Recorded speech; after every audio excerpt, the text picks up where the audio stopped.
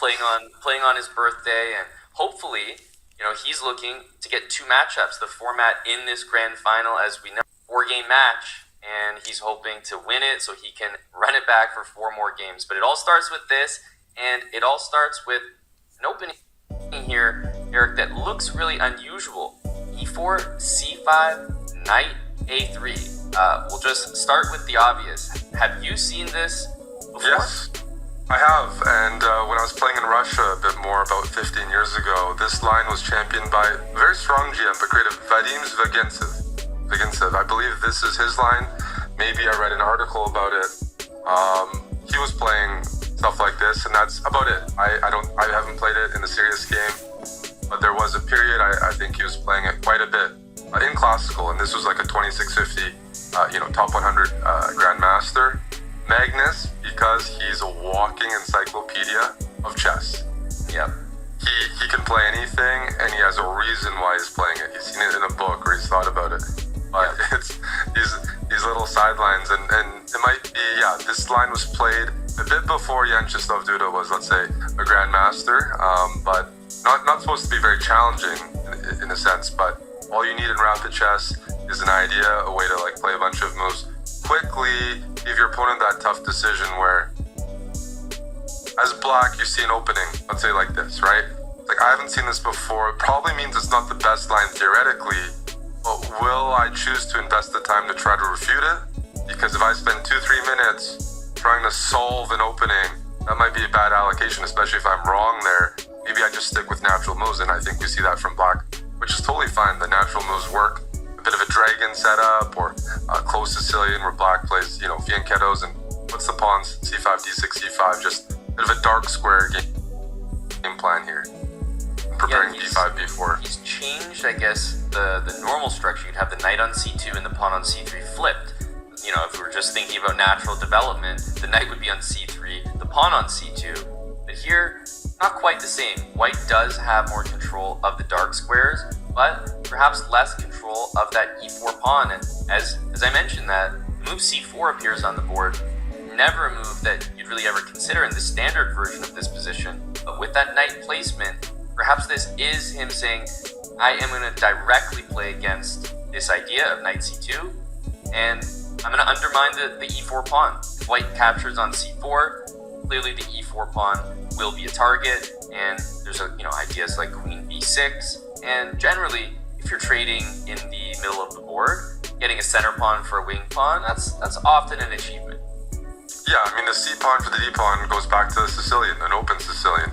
And the way white's playing this is a bit more like a close Sicilian. Duda's playing c4, which is very direct, because if you don't play c4, sometimes white, if you give enough time, play queen e1, queen h4, f5, some Sicilian Grand Prix ideas. You try to play bishop h6 and just attack black's king. It's about timing here, and Duda, though, at least he got rid of some of Magnus's pawn center. By removing the d-pawn, it means if white ever plays e5, this e5 pawn, yes, it kicks away the knight, but it becomes very weak.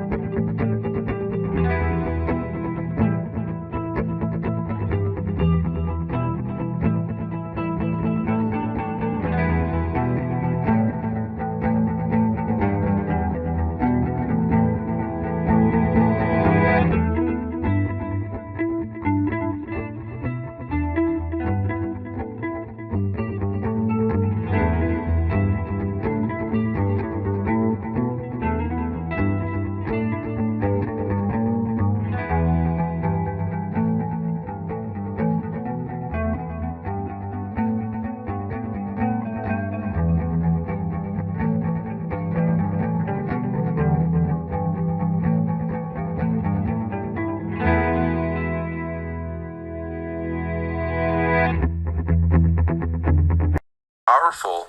Yep. And it is if you have to move your king down, allowing rook a1 check. If white had to react with king g1, king h1, but e5.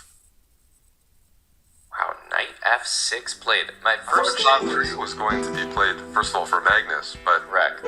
Correct. Now g3 feels unusual. You really don't like exposing your king on the second rank. So I understand e5 if you just want an alternative to g3.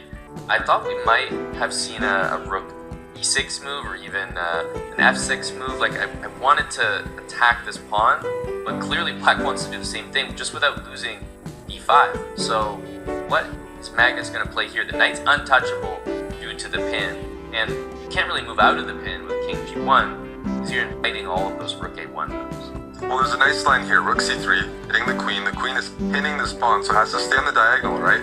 Otherwise, you'll lose your knight. So let's say queen b8. Now I go rook c5, centralizing the rook, hitting b5, d5. The pawn is pinned. The d5 is loose. Let's just say you take here. Bishop takes d5. And the point being is you can't take here because it is a cover check on f7. But if you just trade, Magnus is up a pawn and he's got threats. He has rook d8, would be winning the queen, and rook d6 as well to block the diagonal. Let's see what happened. Queen f4. Just played queen f4, knight back to h5. I mean, looking to repeat, right? Queen d4. Now I'm wondering, will he even go back to f6 or come up with a different move? He doesn't have to repeat here. You mentioned rook e6. It's just hard to play because d5 and f7 fall on some lines. And that might not be the end of the world based on the quality of white's extra pawn, which is on the b file.